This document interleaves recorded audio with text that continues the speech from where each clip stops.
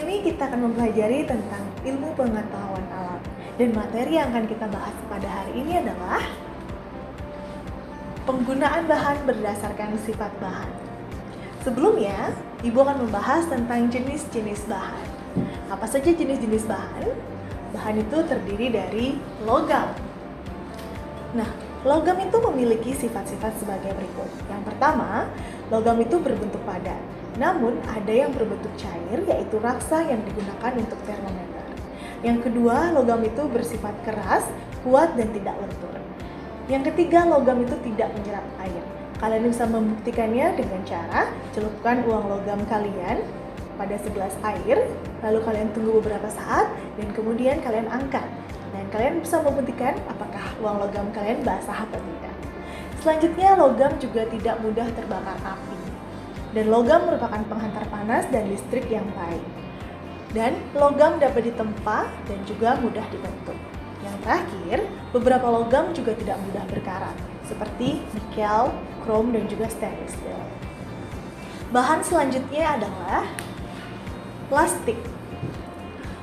Plastik adalah hasil pengolahan minyak mentah dan plastik memiliki sifat-sifat sebagai berikut. Yang pertama, plastik tidak mudah tembus air. Yang kedua, mudah dibentuk dan dicetak. Yang ketiga, plastik itu ringan, jadi kalian mudah membawanya kemana-mana. Selanjutnya, plastik tidak mudah pecah. Kemudian plastik mudah terbakar, lentur, tembus pandang, dan juga isolator panas dan listrik. Tapi, di beberapa daerah, pemerintah telah membatasi penggunaan kantong plastik. Jadi, ketika kita berbelanja ke supermarket ataupun ke pasar, kalian wajib untuk membawa kantong belanja sendiri. Jadi, selamatkan bumi kita dari kantong plastik ya. Nah, kemudian bahan yang selanjutnya adalah kaca. Kaca dibuat dari bahan-bahan kimia seperti pasir silika, abu soda, dan batu kapur. Sifat-sifat kaca adalah sebagai berikut. Berwujud padat, kuat, tembus pandang, tahan panas, mudah dibentuk dan dipanaskan, tidak menyerap air, dan kaca juga merupakan isolator panas dan listrik. Jadi kalian harus berhati-hati dalam bermain ya. Kalau misalnya di sekitar kalian dipenuhi dengan bangunan yang terbuat dari kaca, kalian harus berhati-hati karena kaca itu juga memiliki sifat yang tajam.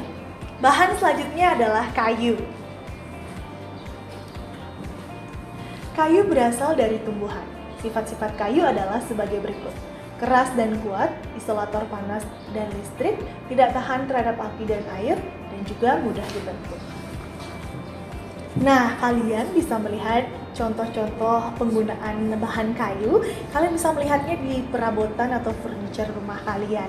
Kalian bisa melihat meja, lemari, rak sepatu, dan lain-lainnya itu biasanya terbuat dari kayu. Bahan selanjutnya adalah karet. Karet berasal dari getah karet atau latex. Dan karet memiliki sifat-sifat sebagai berikut. Kuat, lentur atau elastis, tidak tahan api dan mudah meleleh, isolator panas dan listrik, dan juga tidak tembus air. Bahan selanjutnya adalah benang. Benang adalah tali halus yang dipintal dari kapas atau bahan sintetis atau juga buatan ya. Contoh benang yang digunakan untuk menjahit adalah benang kasur dan juga benang plastik. Sifat benang diantaranya adalah lentur dan tidak mudah putus. Benang yang dibuat dari kapas umumnya lebih kuat dari benang nilon. Selanjutnya adalah kain. Kain terbuat dari serat. Serat-serat ini dipintal kemudian membentuk benang. Benang kemudian ditenung untuk dijadikan kain. Nah, serat itu ada dua macam. Apa saja itu? Ada serat alami dan juga serat sintetis. Apa itu serat alami? Serat alami berasal dari tumbuhan maupun hewan. Serat tumbuhan diperoleh dari kapas, kapuk, dan kulit batang rami. Serat kapas memiliki sifat yang lentur, lembut, serta mudah menyerap air. Serat yang berasal dari hewan, contohnya wool, sutra. Nah, kalian tahu nggak? Benang sutra itu terbuat dari ulat sutra. Jadi ulat sutra itu bisa memproduksi serat dan kemudian dipintal menjadi benang dan kemudian diolah menjadi kain sutra. Kalau wool, kalian tahu nggak? Wool itu terbuat dari bulu domba. Nah, wool juga memiliki sifat yang mudah menyerap air, halus dan terasa hangat saat dipakai. Kain sutra mempunyai sifat yang kuat dan sangat halus. Selanjutnya ada serat sintetis. Serat sintetis dapat diperoleh dari bahan plastik. Sifat serat sintetis yaitu mudah kusut, tidak nyaman dipakai, dan tidak menyerap keringat. Serat sintetis yang digunakan untuk membuat bahan pakaian antara lain nilon dan polister. Selanjutnya ada kertas. Kertas dibentuk dari pengolahan kayu menjadi bubur kertas, ditambah dengan pepagan segar, sampah kertas, kain, kayu, dan juga jerami. Sifat kertas diantaranya permukaannya halus, mudah menyerap air, dan juga mudah terbakar. Beberapa contoh kertas yang sering kita gunakan diantaranya adalah kertas HVS, kertas manila, karton, dan juga kertas minyak. Nah, itu dia pembahasan kita tentang kekuatan bahan. Selanjutnya, kita akan membahas tentang ketahanan bahan terhadap air. Kalian tahu nggak bahan-bahan yang tidak tembus air atau yang sering kita sebut dengan waterproof? Bahan yang tidak tembus air antara lain plastik, tanah liat yang dibakar, dan juga gelas ataupun kaca. Air dikatakan tidak akan merembes melalui bahan itu karena sifatnya yang tidak tembus air. Bahan yang tidak tembus air digunakan untuk berbagai keperluan yang berhubungan dengan air. Selanjutnya, bahan yang menyerap air. Apa saja bahan-bahan yang menyerap air? Ada katun, kain pel, kaos, dan juga kertas. Pada buku pelajaran kita kan mengasih sampul ya. Nah, kenapa sampulnya tidak sama dengan kertas dari halaman-halaman di dalamnya? Hal ini karena sampul dilapisi dengan bahan yang lebih tahan air dan juga minyak. Dengan demikian, buku bisa menjadi lebih terlindung. Selanjutnya kita akan bahas tentang bahan yang dapat menghantarkan listrik. Berdasarkan kemampuan benda-benda menghantarkan listrik, benda dibagi menjadi 4 golongan. Yang pertama, konduktor. Apa sih konduktor itu? Konduktor adalah bahan yang bisa menghantarkan listrik. Contohnya adalah tembaga, perak, besi, dan juga aluminium. Nah, di dalam bahan konduktor terdapat elektron-elektron bebas sehingga hanya dengan energi sedikit saja, elektron-elektron ini dapat berpindah. Aliran listrik terjadi karena adanya aliran elektron. Hal ini dapat menyebabkan konduktor mudah menghantarkan listrik. Bahan yang kedua adalah isolator.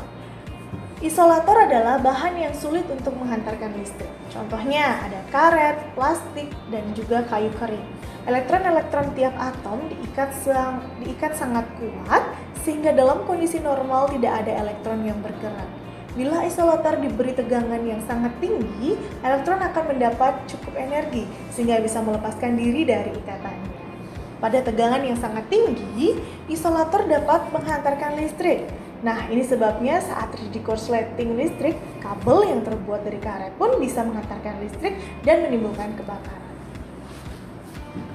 Selanjutnya ada semikonduktor. Semikonduktor adalah bahan yang kadang-kadang bisa bersifat sebagai konduktor dan juga bisa bersifat sebagai isolator. Contohnya adalah germanium, silikon, dan juga silenium.